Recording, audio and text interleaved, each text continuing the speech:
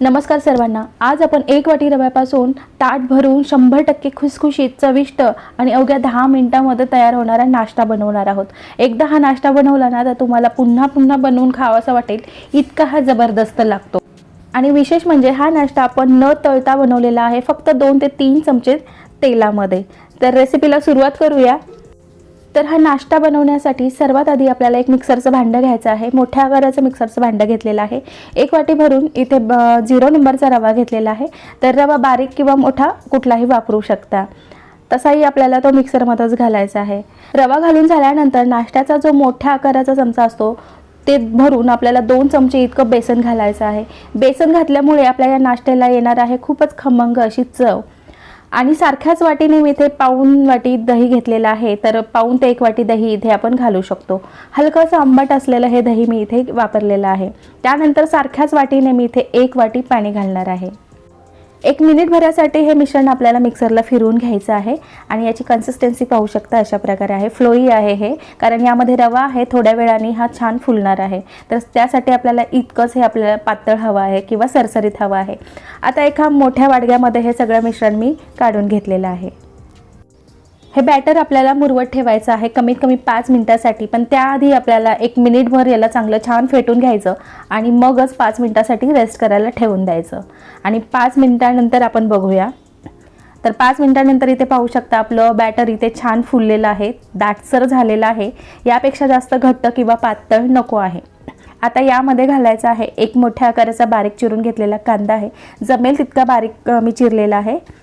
हा कांदा आपल्याला यामध्ये घालायचा आहे। यानंतर आपल्याला इथे एक अर्धी शिमला मिरची मी बारीक कट करून घेतलेली आहे, जमेल तितकी बारीक केलेली आहे। त्याचबरोबर एक छोट्या आकाराचा गाजर आहे, तो खिसून घेतलेला आहे।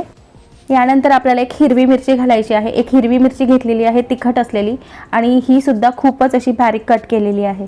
आणि खूपच अगदी लहान मुलं खाणार असतील तर इथे मिरची तुम्ही कमी किंवा स्किप सुद्धा करू शकता। यानंतर ताजी मी कढीपत्त्याची 4-5 पानं चिरून घेतलेली आहेत। कढीपत्ताची टेस्टही छान लागते, पौष्टिक हे आहे, आणि त्यानिमित्ताने कढीपत्ताही पोटात जातो। यानंतर मी 4-5 काळी मिरी अशी दरदरीत कुटून घेतलेली आहे, ती घातलेली आहे। अर्धा इंच आलं आहे ते किसून घातलेलं आहे यामध्ये।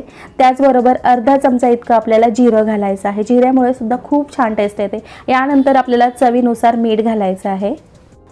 या नाश्त्यामध्ये घातलेले सर्व पदार्थ खूपच टेस्टी आणि पौष्टिक आहेत, त्यामुळे हे पदार्थ घालणं खूपच गरजेचं आहे। या निमित्तानं खूप साऱ्या भाज्या सुद्धा पोटामध्ये जातात।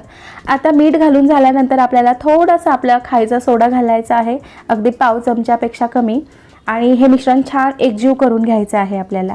आता यानंतर आपल्याला गॅसवर ठेवायचा आहे एक नॉनस्टिकचा तवा किंवा कढई, पॅन, जेही पॉसिबल आहे ते ठेवायचं।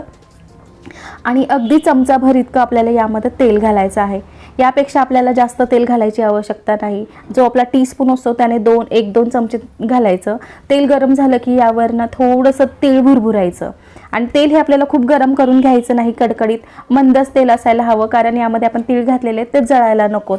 फक्त तीळ घालायचे आणि लगेच हे आपल्याला बॅटर घालून घ्यायचं आहे। घेतलेलं सर्व बॅटर आपण या एकाच वेळी या पॅनमध्ये घालणार आहोत। हे बॅटर घालून झाल्यानंतर आपल्याला एकसारखं करून घ्यायचं, सगळीकडून सारखं पसरवून घ्यायचं गोल आकारामध्ये, कुठे कमी किंवा कुठे अधिक करायचं नाही। आता यानंतर आपल्याला या बॅटरवरती रंगाचं लाल तिखट भुरभुरायचं आहे, म्हणजे हा नाश्ता खूपच आकर्षक, टेस्टी आणि सुंदर दिसेल। थोडीशी मिरची पावडर भुरभुरून झाली ना की यामध्ये आपल्याला वरून सुद्धा तीळ घालायचे आहेत, अगदी थोडे तीळ पसरवून घ्यायचे यावरती। आणि गॅसची फ्लेम इथे खूपच कमी ठेवायची, म्हणजे मंदच आचेवर आपल्याला हे शिजवून घ्यायचं आहे। आणि साधारण 2-3 मिनिटांसाठी याला झाकून ठेवायचं। वरची बाजू कोरडी झाली ना की पुन्हा एकदा थोडंसं तेल घालायचं, अगदी अर्धा चमचा इतकं, आणि हा आपला उत्तप्पा म्हणू शकता किंवा हा आपला नाश्ता पलटून घ्यायचा। आणि ते पाहू शकता मस्त लालसर आणि खरपूस असा हा नाश्ता आपला भाजून झालेला आहे। आता दुसऱ्या बाजूने आपल्याला झाकण ठेवायची आवश्यकता नाही, दुसऱ्या बाजूने ही 2-3 मिनिटांसाठी छान याला खरपूस भाजून घ्यायचा। आणि आपला हा नाश्ता दोन्ही साईडने छान भाजून झालेला आहे। आता अलगद हा आपण एका ताटामध्ये काढून घेऊया, आणि पाहू शकता मस्त गुबगुबीत आणि खुसखुशीत लालसर असा आपला हा नाश्ता दोन्ही बाजूने छान खरपूस भाजून झालेला आहे।